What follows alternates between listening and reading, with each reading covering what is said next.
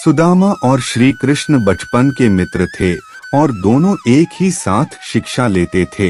सुदामा बहुत गरीब था, वह ब्राह्मण था, इसलिए वह दिन भर में 5 घर से भिक्षा मांगकर अपना और अपने परिवार का पेट पालता था। उसे जितना मिलता था उसी से गुजारा करता था, परंतु मिलने वाली भिक्षा उसके लिए पर्याप्त नहीं थी। उसका और उसके परिवार का पेट भी उससे करता नहीं था। इसी भिक्षा से अतिथि सत्कार भी हुआ करता था। सुदामा की पत्नी को यह मालूम था कि सुदामा और श्री कृष्ण दोनों मित्र हैं। श्री कृष्ण द्वारका के महाराजा है। अगर सुदामा उनसे सहायता मांगेगा तो कभी भी ना नहीं करेंगे। इसलिए सुदामा की पत्नी ने सुदामा को बहुत बार श्री कृष्ण के पास द्वारका जाने के लिए कहा, परंतु सुदामा हर बार मना कर देता था। परंतु बहुत ज्यादा पर्यटन करने के बाद सुदामा मान जाता है और वह द्वारका के लिए निकल जाता है। उस समय उसके पास कोई साधन नहीं था।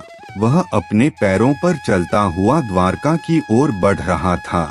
वह संकोच और लज्जा से भरा हुआ द्वारका की ओर निकल पड़ा।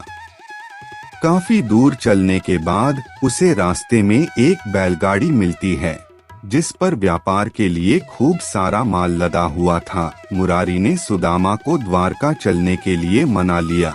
गाड़ी पर बैठकर दोनों द्वारका के पास पहुँचे। वहां पहुँचते ही बैलगाड़ी वाले ने सुदामा से कहा कि आपका रास्ता यहाँ से अलग है और मेरा अलग है।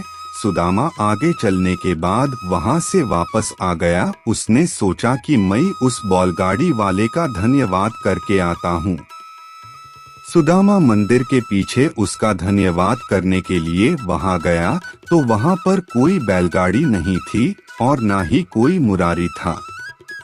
उसे कुछ समझ नहीं आ रहा था। वह सोच रहा था कि एक क्षण पहले वह मुरारी से बातचीत कर रहा था, परंतु दूसरे चरण में यहाँ पर कोई भी नहीं है।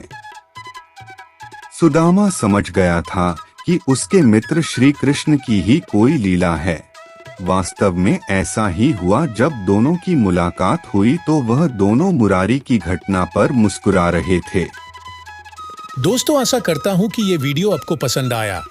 दोस्तों, आप सबसे एक निवेदन है, वीडियो को शेयर एंड लाइक जरूर कीजिएगा। तो चलिए आपसे मिलता हूं एक और नई वीडियो में।